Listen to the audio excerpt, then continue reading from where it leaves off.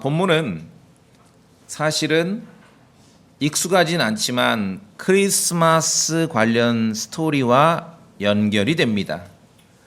신약 마태복음 2장에 동쪽에서 온 지혜자들, 박사들이라고 하는데 동방박사, 동쪽에서 온 지혜자들이 베들레헴에서 목격한 그리스도 탄생의 별, 베들레헴에 그리스도께서 탄생하셨을 때 별을 목격했다 했는데 그 스토리의 원전이 되는 구절이 바로 오늘 민수기 24장입니다.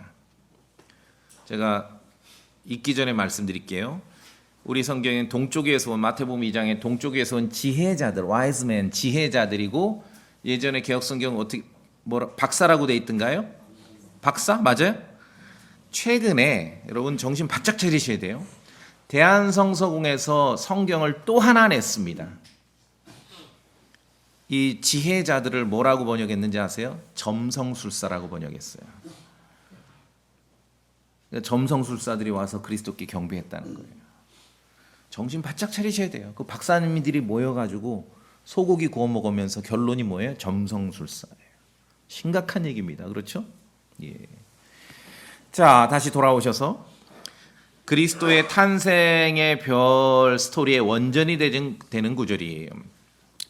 예수 그리스도의 탄생 스토리에 별이 등장하자 그리스도께서 탄생하셨을 때 하늘에 목성 아시죠? 주피터. 목성을 중심으로 해서 대단한 우주쇼가 벌어졌었다. 또는 그때 그리스도께서 탄생하실 때 별이 나온다 하니 특이한 유성이 이 지구에 떨어졌다. 이런 주장을 하는 사람들이 상당히 많아요. 크리스천들이. 목사님들도 그런 분들이 있고요.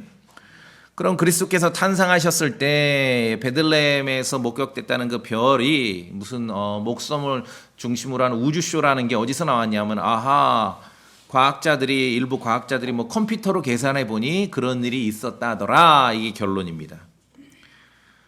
자, 그런데 우리 성도님들 잘 아시죠? 목성은 우리는 목성이라 하지만 영어로는 주피터지요.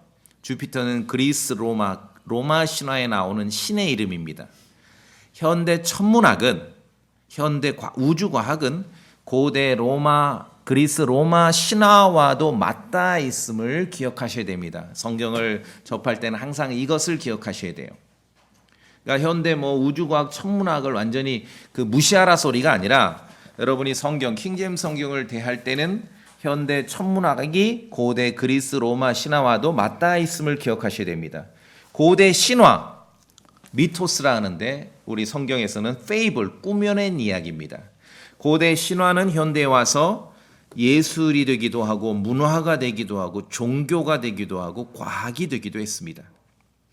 자, 그렇게 이제 기억해 두시고요. 오늘 이 민수기 24장의 주인공은 발람이라는 대언자입니다. 발람. 신약 성경에 보면은 발람은 대언자이고 또는 점쟁이라고도 표현을 합니다. 성경에서. 특히 신약에서는 발람에 대해서 불의의 싹을 사랑하고 미친 짓을 했다. 이게 성경의 표현이에요. 이스라엘 자손이 모압 족속과 뒤섞여서 우상 숭배를 해서 주님으로부터 큰 재앙을 겪게 만든 장본인이다. 그게 누구냐면 발람입니다. 발람. 그러니까 우리가 성경 좀 읽어본 분들은 아시죠? 발람은 아주 나쁜 사람이에요. 나쁜 점쟁이고 나쁜 대언자예요. 자, 그런데 그것은 우리가 신약을 통해서 이제 결론으로 알고 있는 것이고 오늘 민수기 24장 이 앞에 23장, 22장부터 이제 발람이 등장을 합니다. 민수기 22장부터 23장, 24장까지의 발람의 모습은 우리가 그의 결말이 어떤지를 잘 알고 있지만 발람의 결말과 비교해 보자면은 아직은 상당히 괜찮은 대언자의 모습으로 지금 묘사되고 있습니다.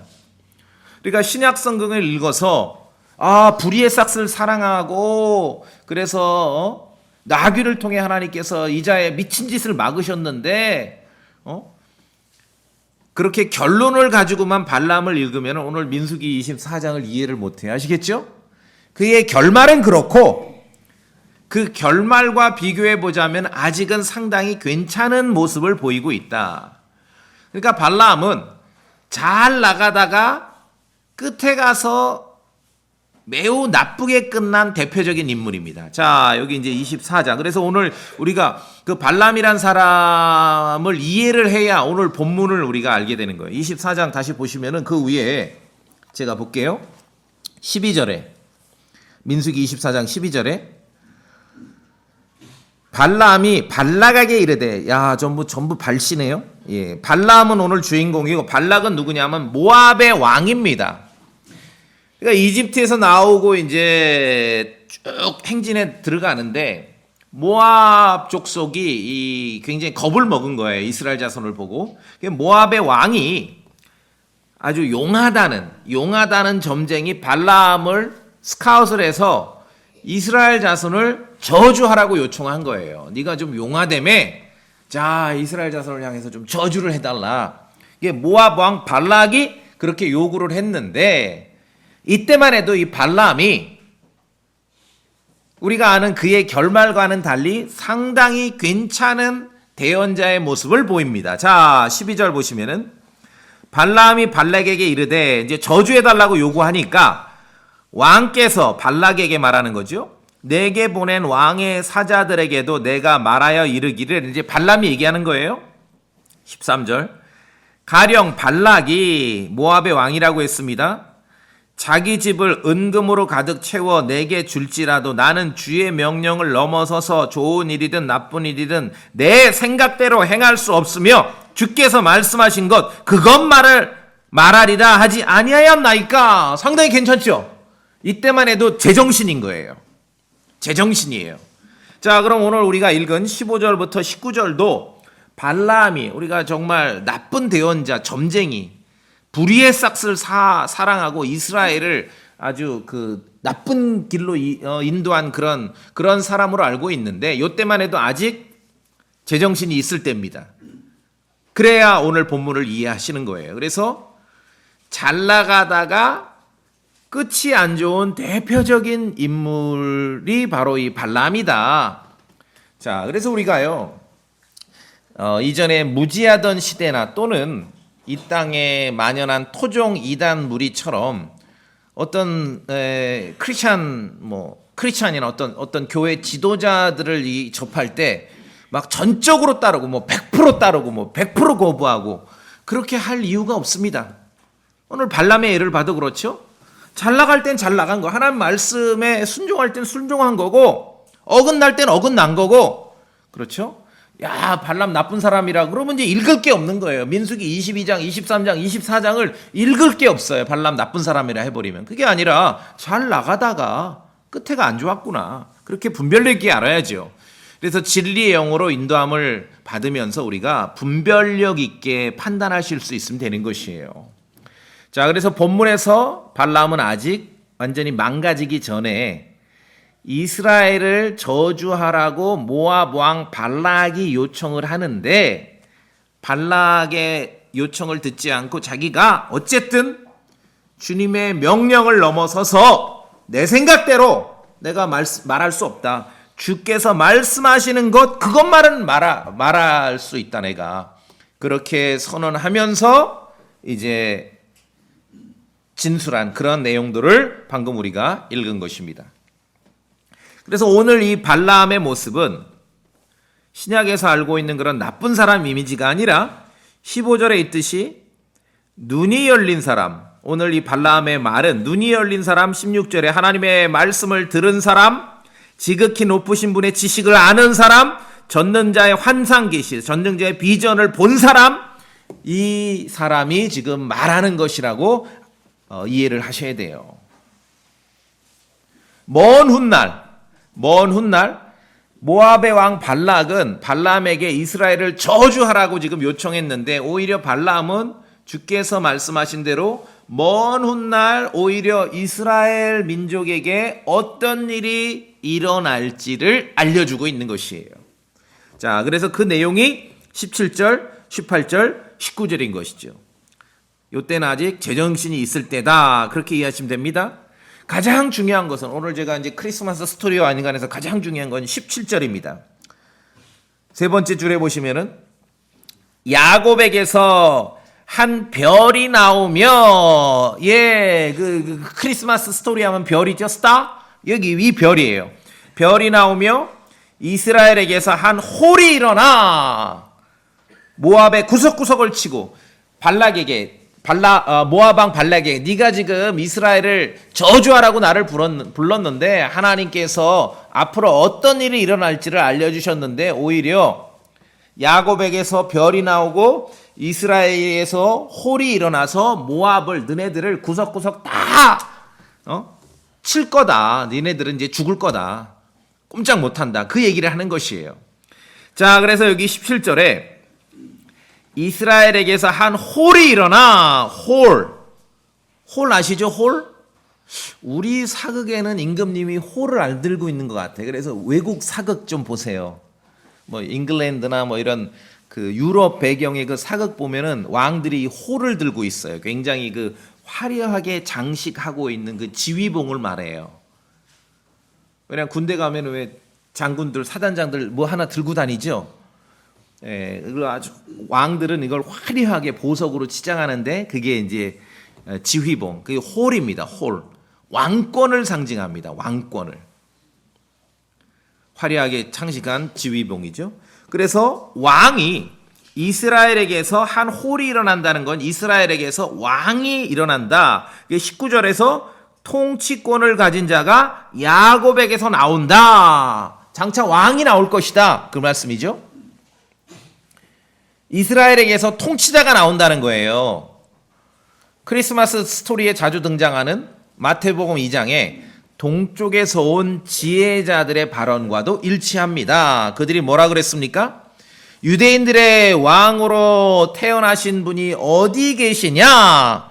우리가 동쪽에서 그분의 별을 보고 그분께 경배하러 왔노라. 마태복음 2장 2절에 유대인들의 왕으로 동쪽에서 온 지혜자들이 유대인들의 왕을 지금 아련하러 온 것이에요. 동쪽에서 그분의 별을 보고 그분께 경배하러 왔노라. 그렇게 말하고 있죠.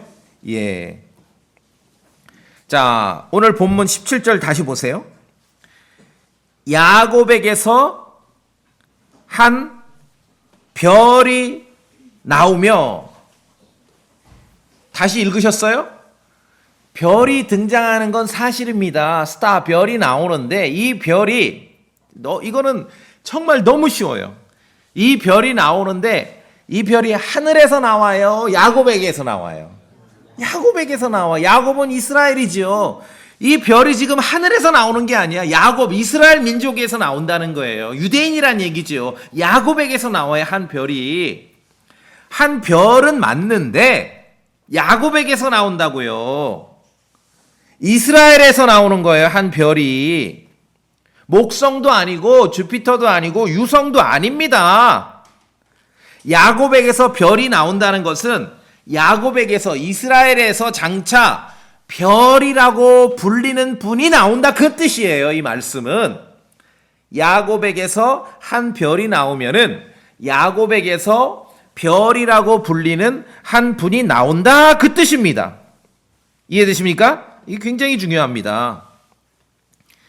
그리스도의 탄생과 관련된 우주쇼, 무슨 뭐 목성이 어떻게 되고 뭐 토성이 어떻게 되고 뭐 유성이 떨어지고, 아니 예수 그리스도의 탄생은 성경의 진리인데 그것을 무슨 뭐 컴퓨터로 계산해요? 그건 다 꾸며낸 이야기예요. 페이블이에요. 페이블. 꾸며낸 이야기죠. 성경에서 별만 읽으면 하늘을 쳐다보는 사람들이 너무 많습니다. 별만 읽으면은 별만 나오면 하늘을 쳐다보는 사람이 너무 많아요. 그런데 성경에서 별만 보면은 하늘을 쳐다보는 것은 제가 볼 때는 성경을 읽긴 읽었는데 꼼꼼하게 읽지를 않았거나 아니면은 성경을 안 믿는 거예요. 대강. 자, 야곱에게서 한 별이 나오는데 왜 하늘을 쳐다보냐고요. 이 별이 지금 어디서 나와요? 야곱에게서. 야곱은 이스라엘 민족을 말하잖아. 이스라엘 민족에게서 별이 나온다는 것은 이스라엘 민족에서 별이라고 불리시는 분이 나온다 그 뜻이에요. 이스라엘에게서 한 홀이 일어난다는 것은 이스라엘 민족에서 홀, 왕, 통치자가 나오신다 그 뜻이에요. 별이라고 불리는 그분은 통치자, 왕이시라는 거지요. 성경 하나님 말씀 기록된 대로 믿고 좀 꼼꼼히 읽고 믿고 정말 성경 연구도 부지런히 해야 돼요. 게을리하면 안 되죠. 분명히 성경은 별이 야곱에게서 나온다고 했는데 왜 하늘을 쳐다볼까요? 이상하죠? 제가 이제 좀 이따 말씀드리겠지만 마태복음 2장에 동쪽에서 온 지혜자들, 새로운 대한성경에서 나온 성경에는 점성가, 완전히 정말 가서 다 한 대 때리고 싶죠. 예. 그러면 찬송가 다 바꿔야 돼. 캐롤도 황금과 모략과 뭐 황금과 모략과 유향 바쳤는데 얘네들이 누가 점성가들이래. 점쟁이들의 경배를 받았다는 거예요. 그걸 성경이라고 내는 거예요 지금. 박사들이 모여서 정말 우리가 긴장하고 정신 바짝 차려야 됩니다. 동쪽에서 온 마태복음 2장의 지혜자들도 사실 하늘의 별을 연구하는 사람 아니에요. 그럼 뭐 하늘의 별을 연구하는 사람들이면 점성가가 맞죠. 점성술사가. 아니에요. 이 사람들은 성경을 연구하는 사람입니다. 그들은 점성가들이 아닙니다. 자, 그랬다 칩시다. 동쪽에 있는 저 동쪽 뭐 고대 바빌론 페르시아 정도에 있는 어떤 사람들 학자들이 있었는데 그랬다 칩시다. 하늘에 어느 날 대단한 별을 발견을 했어요. 관측을 하다가 망원경이 없으니까 뭐 유심히 봤는데 대단한 별을 번쩍해서 관측을 했어요. 그러니까 이 사람들이 모여서 와, 저는 대단한 별빛을 보니까 아마 예루살렘에 유대인의 왕이 태어나셨을 거야. 이러면 점성가가 맞죠? 그럼 점성가가 맞아요. 그들은 유대인의 왕이 태어난 시기는 분명히 알았습니다. 그 장소를 정확하게 몰랐을 뿐이죠. 그들은 점성가가 아닙니다. 성경을 연구하는 사람들이에요. 왜냐하면은 다니엘서에 보면은 언제 그리스도께서 오실지 시기가 예측돼 있거든요. 자, 그래서 다시 돌아오셔서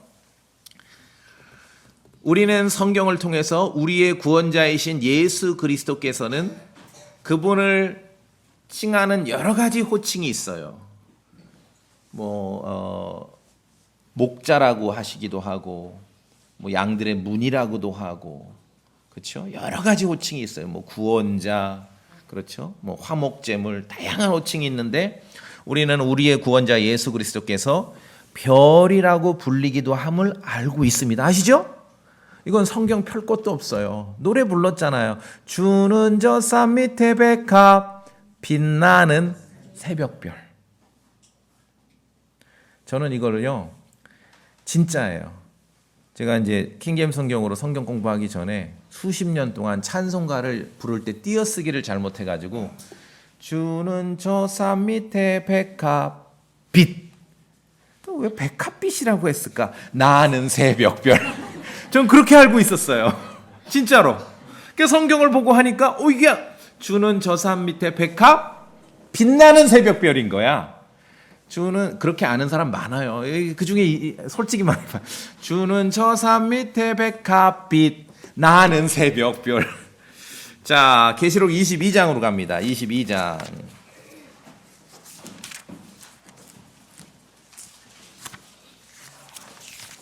성경에는요 예수 그리스도를 칭하는 묘사하는 다양한 명칭이 있습니다.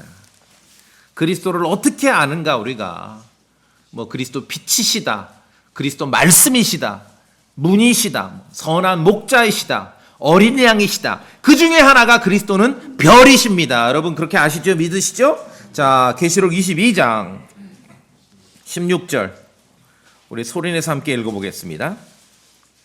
소리내서 자, 나 예수는 이거 사람들이 주어 헷갈릴까 싶어서 여기서는 아주 똑똑하게 써놓으셨어요. 성경에서 나 예수는.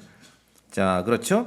읽어봅시다. 시작. 나 예수는 내 천사를 보내어 교회들 안에서 이것들을 너희에게 증언하게 하였노라. 나는 다윗의 뿌리요 후손이요 빛나는 새벽별이니라. 아멘. 여기 띄어쓰기 제대로 돼 있죠? 예, 나는 새벽별이 아니라 빛나는 새벽별. 모닝스타입니다. 우리의 구원자이신 예수 그리스도께서는 별이라고 불리기도 하십니다. 여러분 그렇게 믿으시죠? 이게 어려운 어려운 개념이 아니에요. 예수 그리스도는 선한 목자라고 불리시기도 하잖아요. 그렇죠? 예수 그리스도는 문이라고 불리시기도 해요. 예수 그리스도는 빛이라고 불리시기도 해요. 예수 그리스도는 어린 양이라고 불리시기도 해요. 예수 그리스도는 화의 헌물이라고 불리시기도 해요. 그럼 예수 그리스도는 또 뭡니까? 별이라고 불리시기도 해요. 성경을 있는 그대로 믿는 거예요. 그분은 모닝스타입니다. 브라이트 모닝스타, 빛나는 새벽별이다. 예수 그리스도는 별이라고 불리시기도 해요. 그러면 뭐 하늘에 박혀있는 어느 별이 예수님인가? 이거는 정신 나간 소리죠. 예수님이 선한 목자라고 하면 예수님이 맨날 양 치고 양털 깎고 양똥 치고 그러셨냐고요. 그분 지금은 뭐예요? 목수였어요, 목수. 근데 목자라고 불리신다는 거예요. 그런 우리가 알고 있는 그러한 명사들, 그러한 그 특징들을 가지고 그리스도께서 어떤 분인지를 우리에게 설명해 주시는 것이죠. 모순이잖아요. 한쪽에서는 그리스도를 셰퍼드, 목자라고 하는데 또 한쪽에서는 그리스도를 양이라고 해. 모순이잖아요. 그러나 그 특징들을 알려주시는 거예요. 그리스도는 빛나는 별입니다. 그 별의 어떤 위엄, 이 도심에서는 인공 조명이 많아서 별이 잘 안 보이죠. 밤하늘에 별을 올려다보면 그 어떤 대단한 위엄, 그렇죠? 어둠 속에 빛나는 그 빛을 우리가 생각할 수 있는 것이에요. 그리스도께서는 별이십니다. 통치자, 프린스, 메시아, 유대인의 왕, 별이라고 불리시기도 하는 분은 바로 예수 그리스도이십니다. 이 별은 하늘에서 오는 게 아니라 민수기 24장 17절 보니까 야곱에게서, 이스라엘에서 나오신다고 기록되어 있는 것이에요. 성경을 읽으면 알 수 있는 것이죠. 그분은 야곱, 이스라엘에서 나오셨습니다. 하늘에서 나온 게 아니에요. 하늘에 뜬 그 별을 말하는 게 아니에요. 심지어 다니엘서에는 통치자 메시아가 언제 오실지 시기가 기록되어 있어요. 시기가. 그러면 다니엘서 보면은 그 연구하는 사람들, 다니엘서 이제 9장을 연구하면 예수님께서 BC 몇 년부터 계산해서 언제 오신다, 전부 이런 식으로 계산해요. 그렇게 하면 안 되죠. 그렇죠? 어느 왕 때부터 시작해서 언제 오신다. 동쪽에서 온, 마태복음 2장에 동쪽에서 온 지혜자들은 이 점성가들 아닙니다. 신성모독이죠. 신성모독. 점성가들이 와서 황금과 유향과 모략을 바쳤다는 거 아니에요. 신성모독이죠. 동쪽에서 온 지혜자들은 장소는 몰랐습니다. 그러니까 베들레헴으로 바로 안 가고 예루살렘으로 왔지 않습니까? 그러나 시점은 분명히 알았어요. 언제 유대인의 왕이 오신다. 만약에 동쪽에서 온 지혜자들이 그들이 점성술사라면은 구약의 다니엘 아시죠? 다니엘도 점성술사라는 말이에요. 이건 말이 맞지 않아요. 우리가 성경을 한번 확인해 봅시다. 다니엘서 2장. 다니엘서 2장.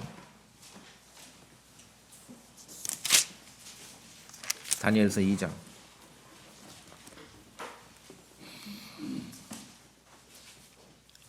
다니엘서가 굉장히 중요합니다. 그래서 이제 2장 48절에 그 느부갓네살의 큰 그 꿈에 본 형상을 다 이제 풀어서 설명하고 결말입니다. 2장 48절에 그때 왕이 느부갓네살 왕이죠. 다니엘을 위대한 자로 삼으며 그에게 큰 선물을 많이 주고 그를 바빌론 온 지방을 다스릴 치리자로 삼으며 바빌론에 그다음에 뭡니까? 모든 지혜자들. 점성술사예요? 아니죠. 지혜자들을 다스릴 총독들의 우두머리로 삼으니라. 동쪽 나라의 지혜자들의 대장은 누굽니까? 다니엘이에요. 그 다니엘서에는 통치자 메시아가 언제쯤 오실 거라는 것이 기록되어 있는 것이에요. 당연히 그래서 마태복음 2장에 동쪽에서 온 지혜자들은 점성술사가 아니라 성경을 연구하는 사람들이에요. 자기 직종의 조상님들 중에 최고 대장이 다니엘이거든요. 자, 그래서 크리스마스 스토리에서 별만 나오면은 하늘을 쳐다봐요. 그렇죠? 왜 성경에서 별만 나오면은 하늘의 별로 여깁니까? 별을 읽으면은 내가 알고 있는 그 별이라야 한다라는 그런 고집과 편견 때문에 그렇습니다. 성경에서 별을 읽으면 하늘의 별을 가리키고 있다는 것은 편견이고 고집입니다. 우리는 지금 제가 이제 특강을 통해서 우리 성도님들에게 성경을 대할 때, 이 킹제임스 성경을 본문을 대할 때는 심지어 어떤 시기를 예측하고 연도를 계산할 때도 이 달력에 오염된 그 지식을 벗어버려야 된다고 말씀드렸죠. 자, 우리가 지금 성경을 연구하는 거, 뭐 별이 나오건 해가 나오건 달이 나오건 천문학을 공부하는 게 아니에요. 지금 하나님 말씀을 읽고 연구하는 거죠. 이 지점 동의되십니까? 성경을 읽으면서 세상에 천문학을 가져오는 거예요. 장담합니다. 100% 에러납니다. 자, 오늘 이 크리스마스 스토리에서 그걸 우리가 이제 분리해내겠어요. 하나님의 말씀에서 이 세상 천문학을 무시하고 틀렸다라고 말하라 그게 아니라 하나님 말씀을 접할 때는 지금 하나님의 말씀 성경을 읽고 연구하는 거지 천문학을 공부하는 시간이 아니에요. 만약에 우리가 이 크리스마스 스토리에서 별과 관련해서 천문학을 연구하면은요, 제가 이 설교하면 안 돼요. 우주과학자가 와서 설교해야지, 그죠? 그러니까 이 나라 강단이 전부 이 박사들에게 빼앗기는 이유가 그 지점에 있는 거예요. 그 지점에. 하나님의 말씀인데요, 우리가. 자, 오늘 민수기 24장 다시 보시면 야곱에게서 한 별이 나오며 확인했습니다. 별이신 분이 야곱, 이스라엘에서 나온다는 뜻임을 확인하셨죠? 예수 그리스도는 별이라고 불리시기도 합니다. 모닝스타입니다. 이것은 성경에서 그렇게 어려운 개념이 아니라고 말씀드렸죠? 예. 물론 성경 기록에서 우리가 접하는 별이라는 단어는 대부분은 하늘의 별이에요. 하늘의 별이 아닌 건 또 아니에요. 해, 달, 별 할 때. 자, 창세기로 갑니다. 창세기 1장.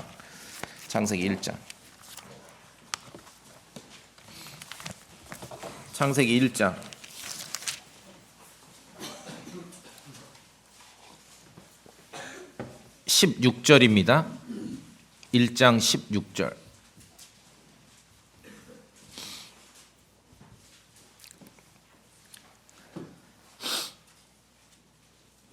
자, 16절인데 14절부터 제가 14절, 15절 읽겠습니다. 창세기 1장 14절. 하나님께서 이르시되 하늘의 궁창에 광채들이 있어 밤에서 낮을 나누고 그것들은 표적들과 계절들과 날들과 해들을 나타내라. 또 그것들은 하늘의 궁창에서 광채들이 되어 땅 위에 빛을 주라 하시니 그대로 되니라. 우리 16절 읽어주세요. 16절 하나님께서 시작.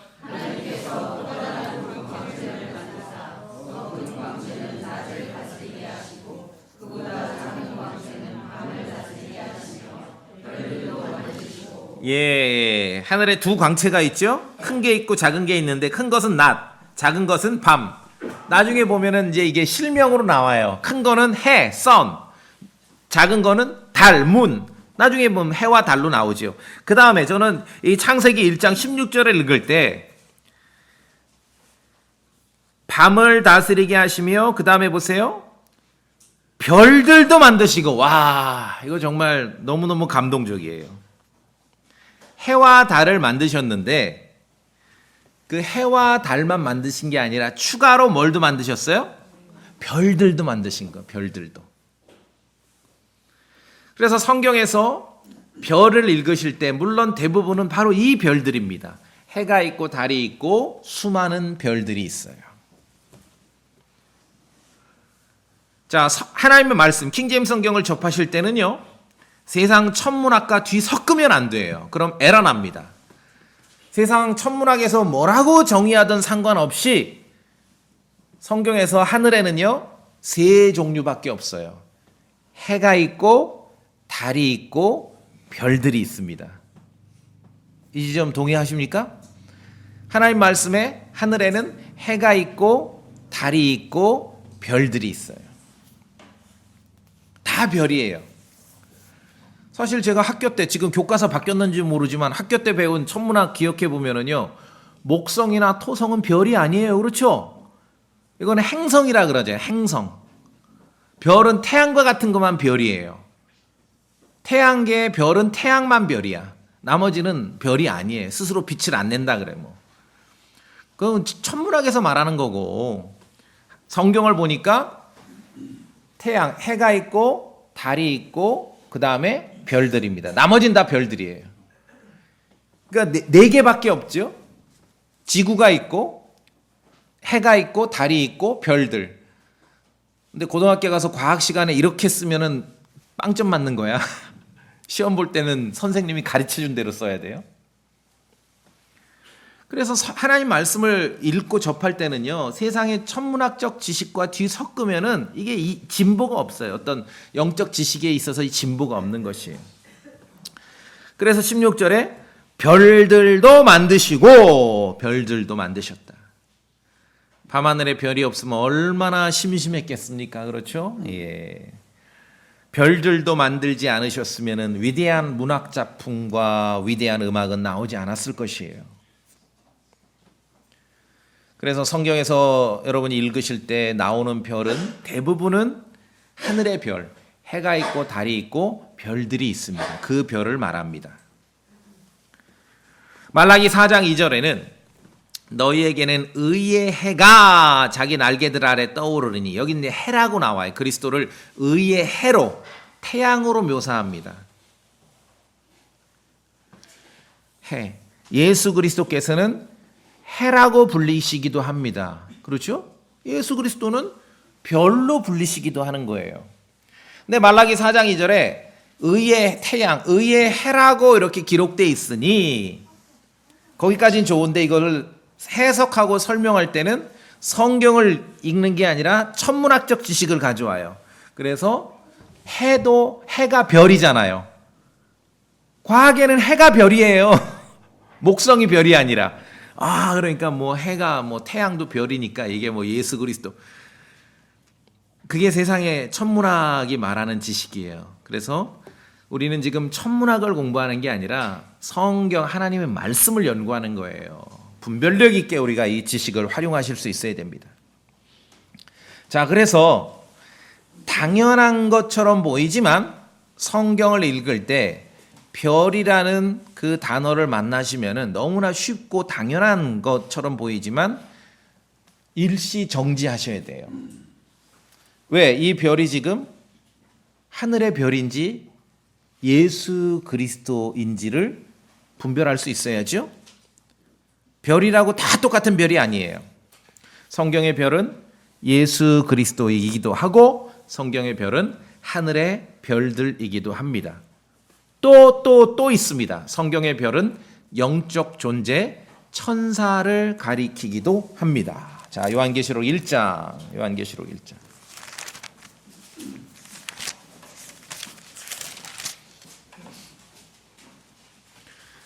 크리스마스 스토리 얘기하는데 이게 기초가 돼야 이제 결말을 한마디로 우리가 정리할 수 있거든요.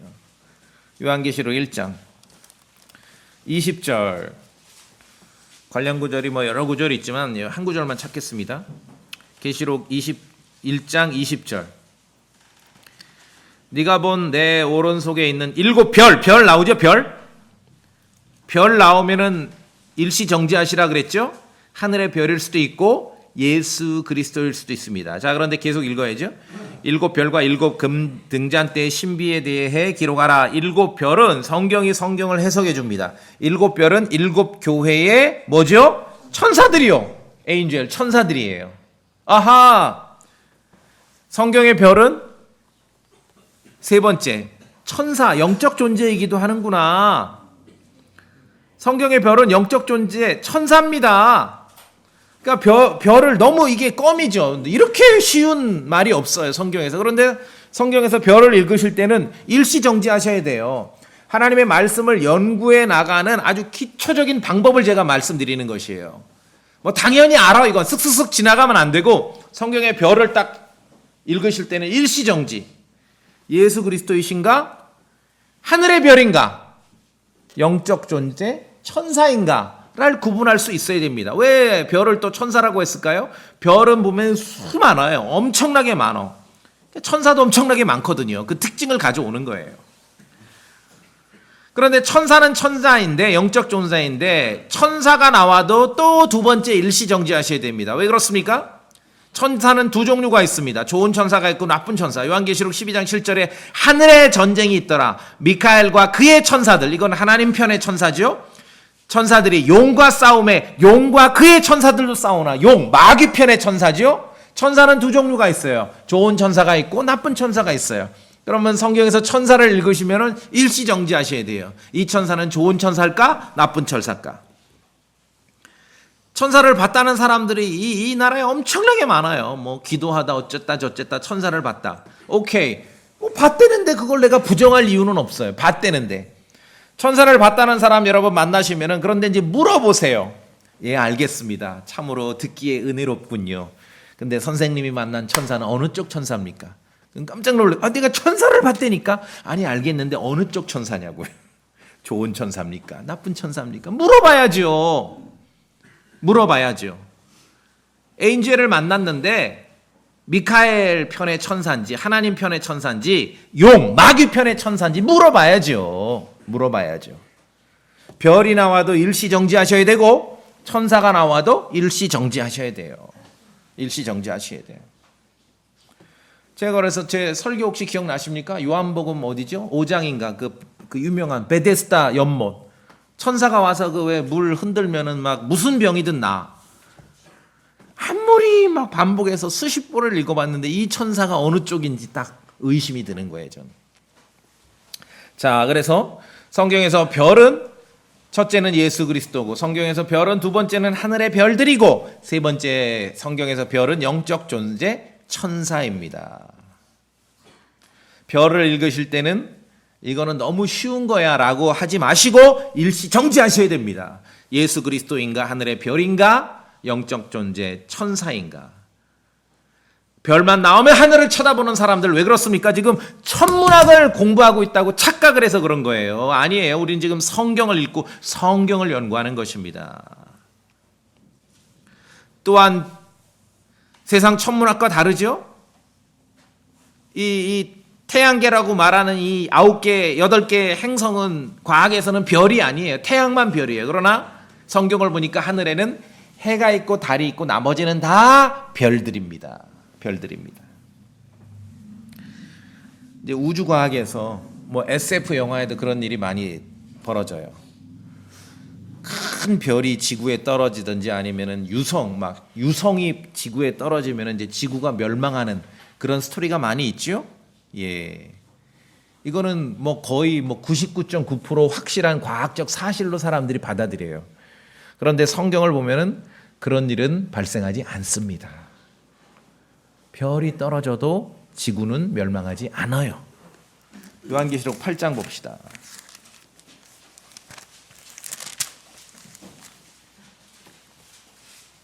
(10절에) 요한계시록 8장 10절에 셋째 천사가 나팔을 불매 등불처럼 타는 큰 별이 하늘로부터 떨어져 강들의 3분의 1과 물들의 근원들에 의해 떨어졌는데 그 별의 이름은 쑥이라 하느니라. 물들만 쑥의 물, 아주 먹을 수 없는 물로 바꾸는 거예요. 별이 떨어지기도 합니다. 그러니까 세상의 과학과 성경이 알려주는 내용은 전혀 다릅니다. 자, 그래서 다시 이제 민수기 24장으로 오시면은 우리가 민수기 24장을 읽으면서 발람, 이때는 아직 발람이 제정신이라고 말씀드렸어요. 발람의 대언을 통해서 이스라엘의 통치자 별이신 분께서 장차 나오신다는 사실을 알 수 있는 거예요. 민수기 24장을 통해서. 아시겠죠? 그러니까 민수기 24장을 통해서 무슨 그분이 탄생하실 때 하늘에 우주쇼가 벌어졌다. 이것은 이 내용을 가지고는 말할 수 없어요. 전혀 근거가 없어요. 예루살렘에 도착한 마태복음 2장의 동쪽에서 온 지혜자들은 다니엘서를 통해서 통치자 메시아가 언제 나타나실지도 알고 있었습니다. 그들은 점성술사가 아닙니다. 이 나라 기독교계는 이제 점성술사라고 아는 거예요, 앞으로. 예. 신성모독이죠. 자, 마태복음 2장으로 가겠습니다. 마태복음 2장. 마태복음 2장.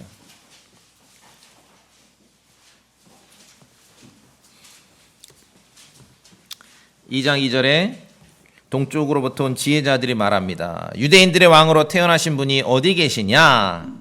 우리가 동쪽에서 그분의 별을 보고, 오호, 별이네요? 자, 그럼 별이 나오면 어떻게 하라 그랬어요? 일시정지. 그분의 별을 보고 그분께 경배하러 왔나라. 일시정지. 예수 그리스도인가? 하늘의 별인가? 영적 존재? 천사인가? 그런데 첫 번째 예수 그리스도는 문맥에 맞지가 않지요? 그분의 별을 보고. 그러면 두 번째 하늘의 별인가? 영적 존재 천사인가? 아직 2절을 통해서는 확정할 수 없습니다.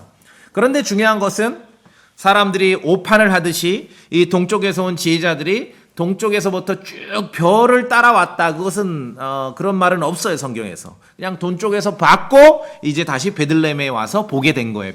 별을 따라온 게 아니에요. 그분의 별을 보고 동쪽에서 온 거예요. 그래서 유대인의 왕이 태어나신 사실을 안 거예요. 이들은 별만 연구하는 사람이 아니라 자신들의 조상 다니엘이 기록한 다니엘서를 통해서 통치자 메시아가 언제쯤 출현할 것을 이미 알고 있었던 사람들이지요. 이제 이 지혜자들이 헤롯 왕의 부탁을 받고서 베들레헴으로 갑니다. 베들레헴으로 가는 길에 다시 그 별을 봅니다. 자, 마태복음 2장의 9절에 우리 9절 한번 천천히 같이 읽어보겠습니다. 9절 시작. 그들이 왕의 말을 듣고 떠났는데 보라, 동쪽에서 그들이 보았던 그 별이 그들보다 앞서 가다가 마침내 그 어린아이가 있는 곳으로 가서 그 위에 멈춰 서므로 동쪽에서 봤던 별을 다시 베들레헴쯤 와서 다시 보게 된 거예요. 근데 그 별이 이 지혜자들보다 앞서갑니다. 그리고 가다가 어린아이 있는 그 예수님이 있는 그 집 위에 멈춰 서버린 거예요.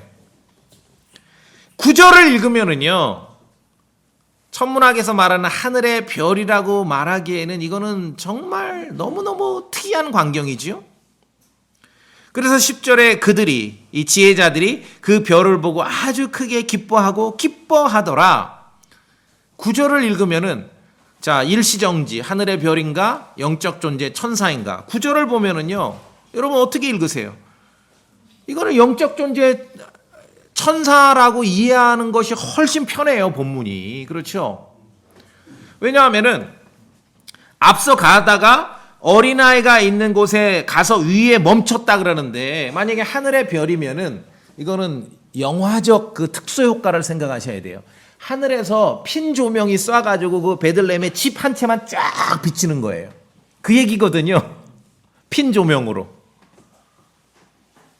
왜 별이 나오면은 하늘의 별만이 될 거라고 그렇게 편견과 고집을 가지고 있을까요, 사람들이? 성경을, 하나님의 말씀을 어떤 이 과학자들에게 내주기 때문에 그런 것이에요. 전혀 그렇지 않습니다. 우주쇼가 다시 벌어진 게 아니에요.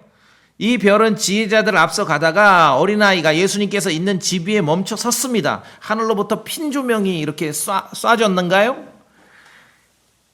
하늘의 별이 그랬다면 이것은 우리가 어떤 영화적 특수 효과를 생각할 수밖에 없어요. 그 일이 벌어졌습니까 지금? 크리스마스 스토리에 나오는 베들레헴의 별은 본문을 읽으면서 가능성을 보자면은 확률은 둘 중에 하나지만 내용을 보니까 하늘의 별보다는 영적 존재, 천사라고 이해하는 편이 훨씬 편안합니다. 편안해요. 그렇죠? 동쪽에서 왔던 별이 나타났어요. 다시 앞서가 막 이 사람들이 가는데 아기를 그 어린아이 있는 집을 찾아가는데 별이 앞에 막 가는 거예요. 그리고 그 집에 가서 멈춰 쓴 거예요. 특정 지점에.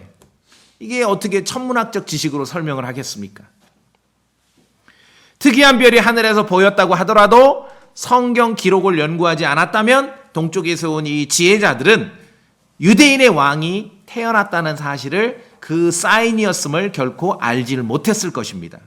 다시 말씀드립니다. 이 지혜자들은 점성술사가 아닙니다. 이들은 성경을 연구하는 사람들이었어요. 다니엘서에. 동쪽 나라의 아주 오래전에 지혜자들의 우두머리 대장은 다니엘이었습니다. 다니엘이었어요. 크리스마스 스토리에서 물론 그리스도께서 태어나신 그날 밤에도 하늘의 별들은 떴겠지만 오늘 마태복음 2장에 나타난 이 베들레헴의 별은 무슨 주피터가 어쩌고 우주쇼가 벌어지고 유성이 떨어지고 아니 그냥 천사라고요. 천사가 나타나서 길 안내를 했어요. 뭐가 어렵습니까? 예. 하나님의 말씀은 단순하고 명확합니다.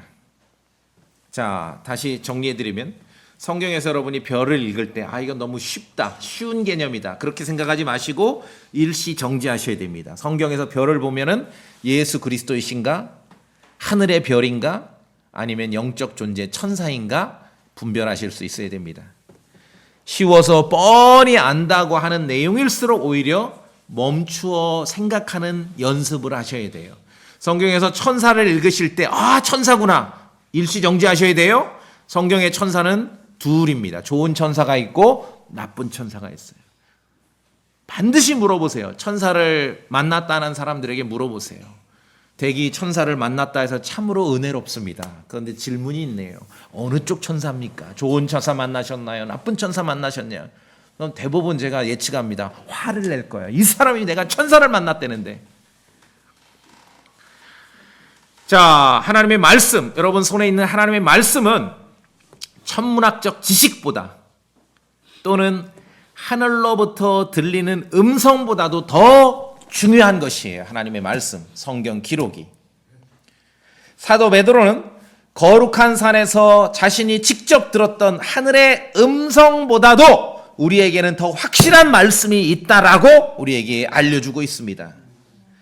그리스도의 오심과 관련된 많은 꾸며낸 이야기들이 있어요. 신화들, 페이블들이 있어요. 그렇기 때문에 오히려 더 정신 바짝 차리고 우리 손에 주어진 확실한 하나님의 말씀을 신뢰하고 붙잡으셔야 되는 것이에요. 자, 오늘 이제 크리스마스 스토리 별에 대해서 마지막 구절 베드로후서 1장을 봅시다. 베드로후서 1장. 베드로후서 1장.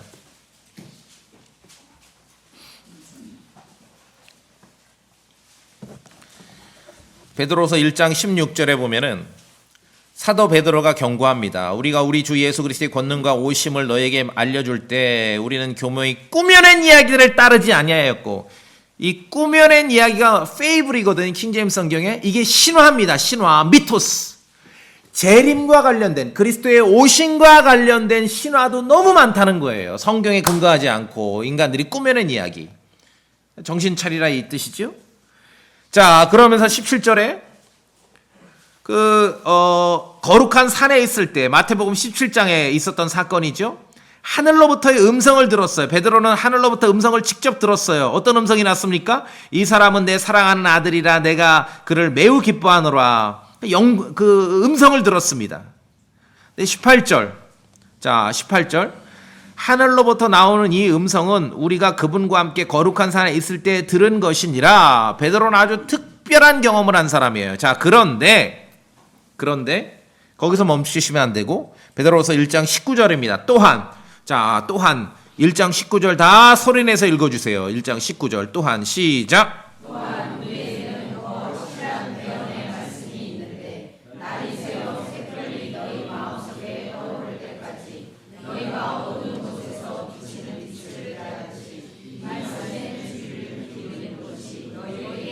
예. 하늘로부터 들린 음성보다도 세상 천문학 박사님들이 가르치는 그런 지식보다도 우리에게는 더 확실한 대언의 말씀들이 있다는 것이죠. 그 말씀이 성경이 여러분 손에 주어진 것이에요.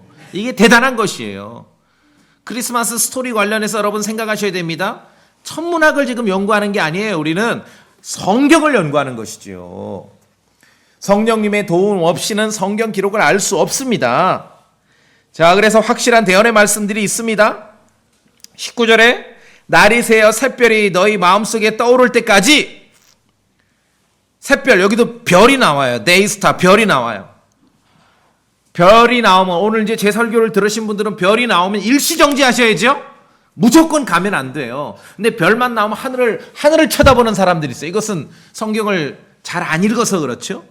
자, 날이 새어 샛별이 너희 마음속에 떠오를 때까지, 별이 나오면 일시정지해야 돼요. 이 별은 예수 그리스도인가, 하늘의 별인가, 영적 존재 천사인가라고 분별하실 수 있어야 돼요.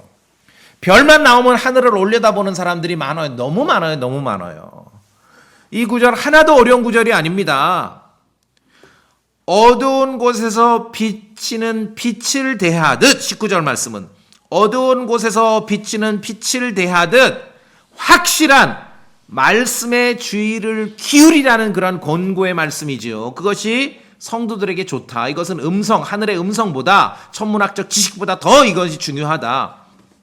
그 다음 어두운 곳에 비치는 빛을 대하듯 확실한 말씀의 주의를 기울이면 어떻게 되는가? 어떤 일이 벌어지는가? 샛별이, 날이 새어 샛별이 너희 마음속에 떠오를 때까지, 샛별이 마음속에 떠오른다는 거예요. 별이. 자, 별이 마음속에 떠올라요. 별은 예수 그리스도인가, 하늘의 별인가, 영적 존재 천사인가? 마음속에 별이 뜬다고요. 문맥을 통해 상식적으로 확인하셔야 돼요. 마음속에 이 별이 뜬다고요. 그럼 하늘의 별입니까? 천사예요? 마음속에 별이 뜬다고요. 샛별이 성도들의 마음속에 떠오릅니다. 성도들의 마음속에 떠오르는 별은 무엇입니까? 별이라고 불리시는 그분이죠. 구원자이시고 예수 그리스도이죠. 그분은 별이라고 불리십니다. 온 세상이 어둠 속에 있지만 더 확실한 말씀의 주의를 기울이는 성도는 마음속에 별이라고 불리는 분의 그 빛으로 가득 차서 그 빛의 인도함을 받는다 그거죠. 그래서 시편 말씀에 주의 말씀들이 들어오면 빛을 주며 단순한 자들에게 깨달음을 준다라고 기록하고 있는 것이에요. 하나님의 말씀에 주의를 기울이게 되면 어둠 속에 비치는 빛처럼 여러분 마음속에 예수 그리스도, 별이라고 불리시는 예수 그리스도가 마음속에 가득 채워져서 그분의 빛으로 인도함을 받는다는 거죠. 이게 무슨 뭐 재림 날짜 계산하고 그런 말이 아니에요. 전혀. 별이신 분, 빛이신 분, 예수 그리스도로 마음속을 가득 채워서 어두운 세상 가운데, 빛 가운데 빛의 인도함을 받으면서 살아가라는 거예요. 이것이 세상 천문학 지식이나 하늘로부터 들린 음성보다도 더 중요하다는 것이죠. 별이라고 불리는 그리스도께서 다시 오심을 기다리는 것만큼 성도들이 확실한 말씀의 주의를 기울이며 성도들의 마음속, 여러분 마음속에 별로 가득 채워지라는 거예요. 별이 떠올라야 돼요. 그래서 그 빛으로 인도함을 받는 삶이 중요하다고 말씀하시는 것이에요. 마음속에 별이 뜬다니까요. 무슨 근데 하늘을 쳐다보고 뭐 날짜 계산을 하고 있어 이걸 가지고. 엉터리죠, 엉터리. 크리스마스 스토리는요. 너무 뻔하고 너무 이건 뭐 다 안다 그렇게 넘어가면 안 돼요. 자, 별을 읽었습니다. 일시정지 하셔야죠. 예수 그리스도이신가, 하늘의 별인가, 영적 존재, 천사인가. 베드로서 1장 19절 보세요. 이 별은 어디 떠올라요? 하늘에 떠오르는 게 아니라 여러분의 마음속에 떠오른다고요. 예수 그리스도께서 우리의 마음을 가득 채워주시는 거예요. 하나님의 말씀에 주의를 기울이면. 그러면 온 세상이 어둡더라도 밤하늘의 별을 보면은 그 장엄함, 웅장함, 그리고 밤하늘의 별을 통해서 길을 찾기도 하지 않습니까? 온 세상이 어둡더라도 그리스도께서 우리 마음에 떠올라 그분의 빛으로 가득 채워지면은 어두운 세상을 빛 가운데 인도함을 받아 살아갈 수 있다는 것이지요. 그래서 확실한 말씀에 주의를 기울이시라는 것입니다. 세상 그런 지식과 뒤섞지 마시고 더 확실한 말씀에 주의를 기울이셔서 우리 마음속에 별이신 그리스도께서 공급하시는 그 빛으로 가득 채워야 된다는 것이에요. 여러분 그렇게 하실 수 있겠습니까? 예, 확실한 말씀에 주의를 기울이시면서 이 연말 그리고 크리스마스 시즌을 잘 보내시기 바랍니다. 예, 다 같이 기도하시겠습니다.